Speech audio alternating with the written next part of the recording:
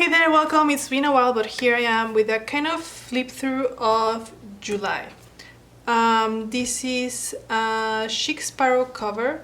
The leather is Austin and the color is Darcy. It has this beautiful, I think it's kind of like a cinnamon color. It has changed beautifully. It's darker now than when I got it in May.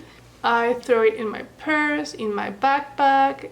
Everywhere I go, it comes with me, and I absolutely love this. The size, the weight of it, everything. It's just perfect. Inside I have this Hobonichi weekly supplement, and I love this current system I have. This is my current bullet journal or personalized planner, however you like to call them. I have the setup video of this notebook in my channel if you want to check it out. And I have enjoyed every minute with this notebook. It has a desert-ish kind of theme, which I've been liking a lot. And inside, I don't think I ever showed a flip through of me using it. I showed the flip through after I set it up and it was all blank. So this is what I have inside. I never really used the index. I just have this little paper with some reminders in here. I have this calendar from Peanuts Planner Co. where I keep track of my payments, monthly payments. It looks like this. So over here I have July and August, September, October, November, December. And I keep track, I write down the date when I have a payment due and I check mark if I did the payment. This has been super useful.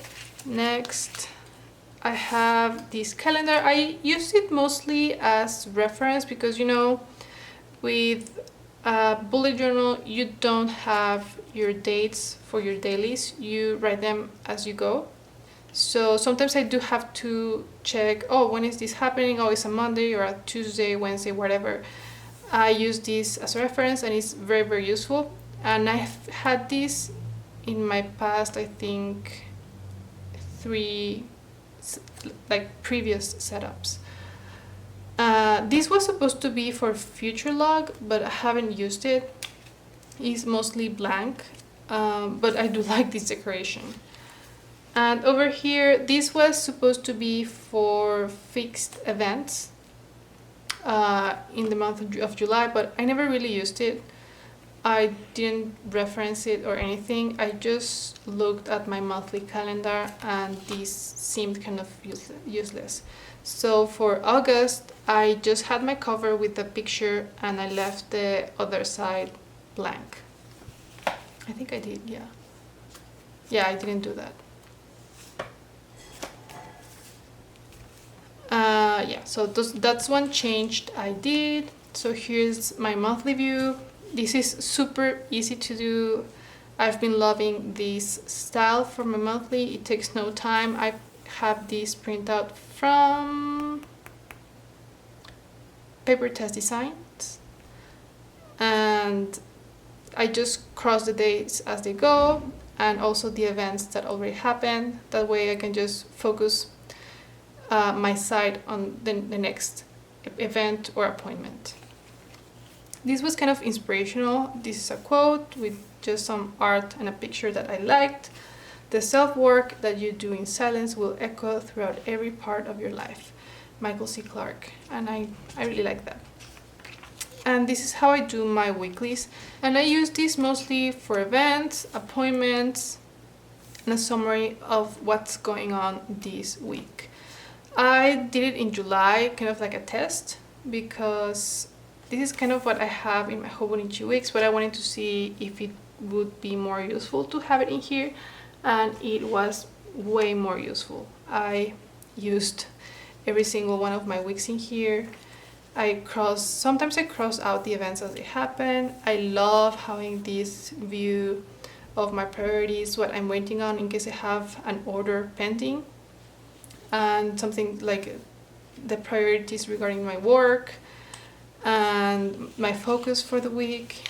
Super useful. Some weeks are busier than others, but this is where I do kind of future planning. So if I have an event, let's say we're in this week, and let's say I have an event for the 20th or the 21st, I go to that date and I write down the event. And yeah, that's that. Like, I guess all I can say is this has been super useful. I replicated this for August, and I think I will keep doing this setup for the at least for the remaining of the year, because I'm still debating what I'm going to use for 2023. But yeah, this is how it looks like. I do color code events and love it. I was going to do kind of a weekly cover, but I just did it the first week, and as the month went on, it seemed kind of pointless to have a weekly cover. I just went on with my days and my tasks and my to-dos, so I didn't do another spread like this for August. As you can see, it stayed blank. This was supposed to be for my highlights during the week and small achievements and things like that, but I didn't use it. And actually, this is a post-it I added to remind myself to not do this again for August, so I didn't do this. But it looks cute though. And this is, I started playing with my dailies. This is the style I was using in bigger notebooks like A5 or B6. But in here, because the summer was a little slower in terms of planning, I didn't really see the point of having a timeline in here. Also because in July, I started using this weekly supplement for time blocking, to see when I have to do what, when I have appointments and all of that. As you can see, I crossed out the dates for 2020 and I added underneath the dates that correspond to this year. So this is how I adapted this weekly supplement, and with this addition to my planning, this timeline seemed kind of pointless. So as you can see, my next days don't have the timeline. It's very straightforward, just my tasks and sometimes some memory keeping. Some days I do take more space to add additional notes on what happened during the day. I started playing with how I want to write my dates. This has been my style for a year and a half, just a highlight and then the date.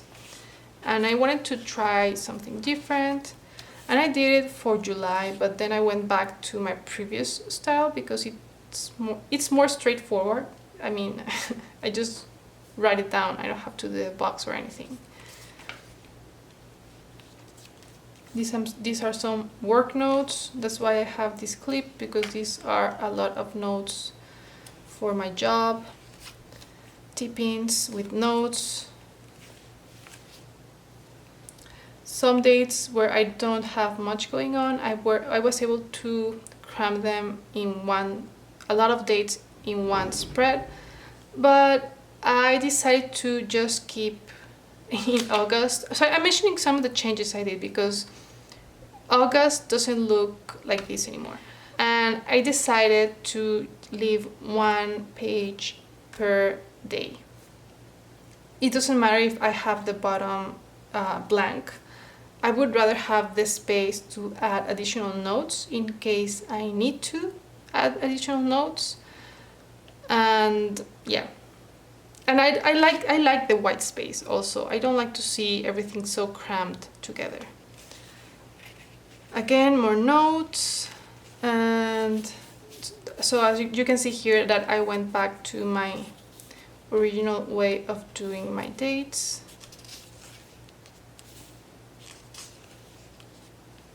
Sometimes I would add an extra sticker just to make it look cuter.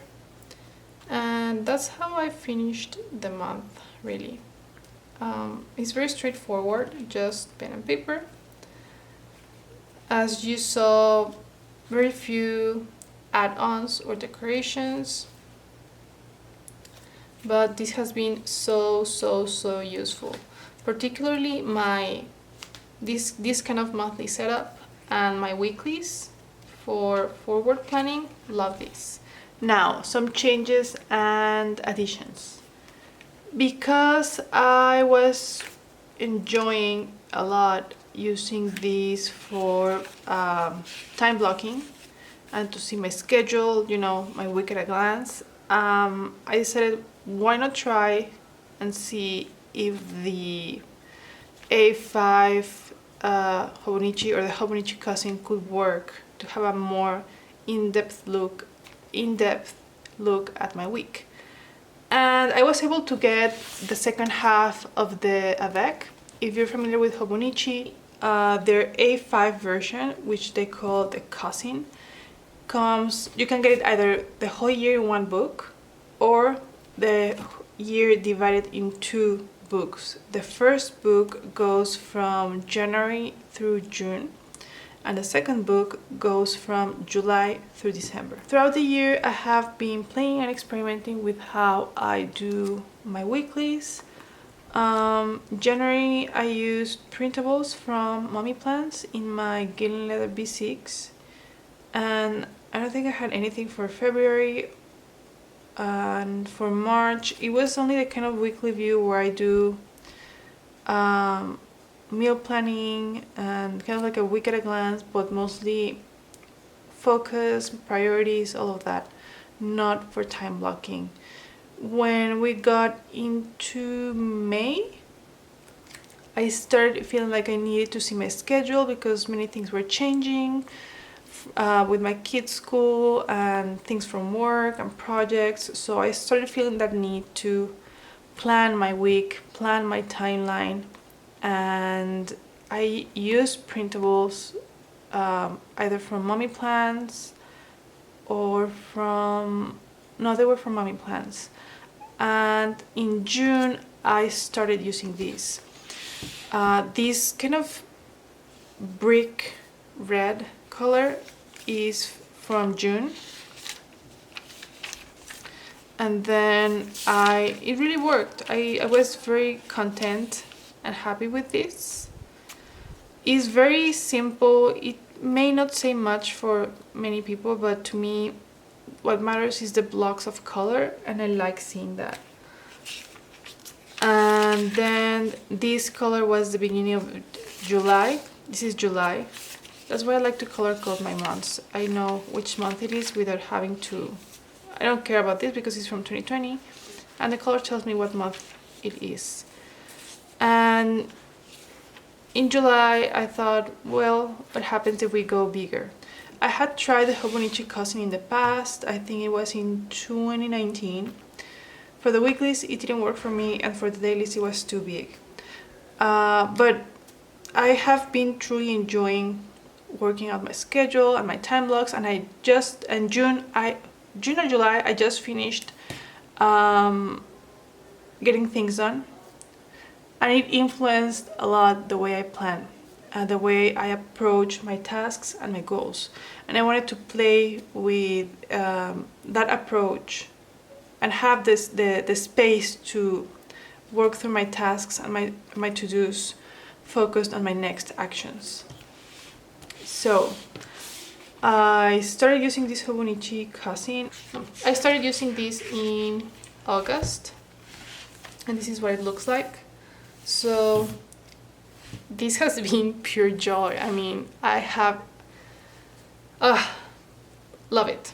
I can see very clearly how my week is going on, where my time is going. Just by the colors, I know if I had some time for myself, if I had some time for reading, for learning, if I had time for extra fun activities with my kid, and love it. At the end, in the bottom, I have my daily milestones, which is something new I started trying, and it's very motivating seeing at the end of the week everything that I achieved. All those little small things, like I had time to read and I got to this page on this book, and for example, I finished a course on creative writing. All those little milestones, I like to have them in here and be able to look back on them. So this is how my weeks are going so far. For example, this week I started meditating in the mornings, and the colors tell me a lot of how my week has been going. With pencil, I add notes of what I would like to do, but this is mostly something I fill out after something happens. So this is like a log of everything that happened. Is not for pre-planning. Pre-planning I do with pencil, kind of like a suggestion. But yeah, this is mostly to have something to look back on to see how my week went, and I have been truly enjoying that. And I decided that this would be for my goals. I was keeping track of my goals in my Art Journal Live Standard, but it was very messy. So this is how I was doing my weeklies. Let me see. This is how I was doing my weekly, but it felt kind of cramped, and I was keeping track of my goals in the back. I mean, and it was kind of all over the place, and this just everything fell in place. It just worked without trying too hard or even trying at all. It just flowed. Everything with purple is what I read, so I can see which days I had time to read. Everything with green is related to wellness. Everything with this kind of bluish purple is for courses, so if I had time for learning. Here I have my next actions for the month. This goes back to the getting things done method, where you break down your goals or your to-dos into very small bites that you can tackle in 5 minutes or 10 minutes. So these are the next actions that I want to take care of during the month. But I think that for the coming months, I won't have this list in here. I will have it in the first page of each month. So this is how I'm using my monthly, because my monthly planning takes place in here. So I don't want to have repeated information or do the same work twice. I just need one place. I like having just one place for my monthly planning. It becomes distracting when I have the same information in more than one place. So this is where I'm keeping track of everything that is related to growth and to my goals. Reading, learning, family time, wellness, exercise, what else? Personal projects, all of that goes in here. Okay, and for the Gantt chart that comes in the beginning of every Hobonichi planner, I'll show you the first two. I'm using the bottom part for my goals. So this is tied together in the sense that I want to read at least 2 books during the month. So I can see if I had time to read, when I read, I can see it in my weekly spread, and I can see it in my monthly, and on which page I'm at. I want to finish 2 courses this month. I signed up for 2 art courses this month, and I want to make progress with those, so I keep track of when I did sketching and when I had time to practice drawing, and if I had time to, progress in my online course. And this section is for, last time when I got a haircut, this was backlogged, by the way, when I started a specific beauty routine, when I started a specific book, when I finished a specific book. This is when I started an online course and when I finished it. So this is how I'm using this section. On the top, I think I will keep my main milestones, or rather my milestones for the month. So if from the information I have here at the bottom, the things that I was able to achieve, I will write down here in the top. And for my dailies, as you can see, August has been kind of like a rough month in terms of my channel. I have not had time to shoot new videos and edit because, you know, it's vacation time, my kid is at home, and it's very hard to have quiet time to shoot a video. And yeah, that's why August looks almost empty and it makes me a little sad, but you know, we work with what we have. And let's see,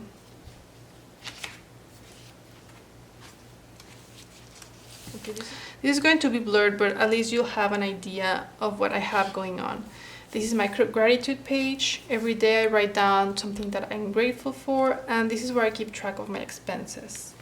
I like to track what I have to pay in the first 2 weeks, you know, with my first paycheck, my second paycheck, and expenses that were not planned but I had to take care of. I keep them over here, and I write down when I pay what and the amount. So this is kind of a more detailed view of what I have in my pocket.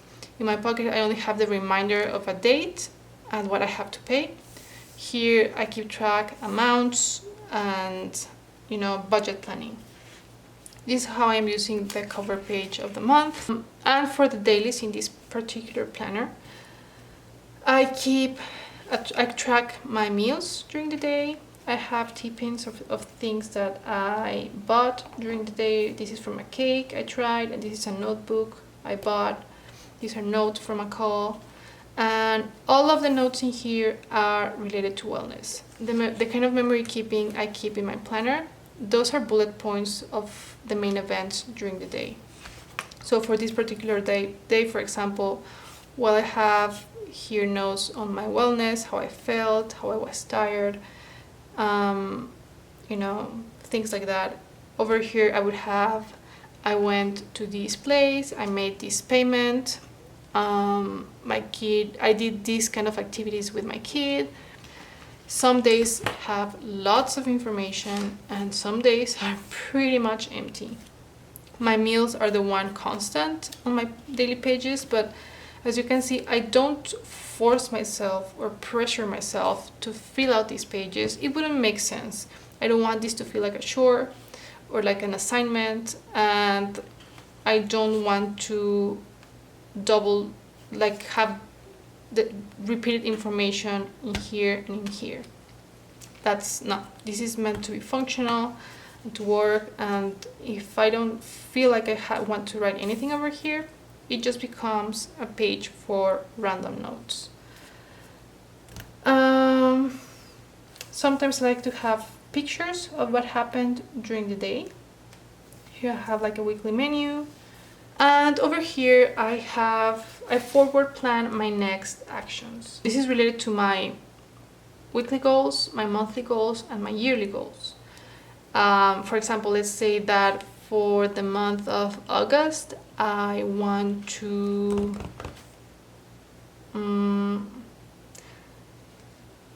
declutter my kid's bedroom. That's not one task. That's many different smaller tasks. For example, that involves going to his closet and take out all the clothes that don't fit him anymore. That's one task.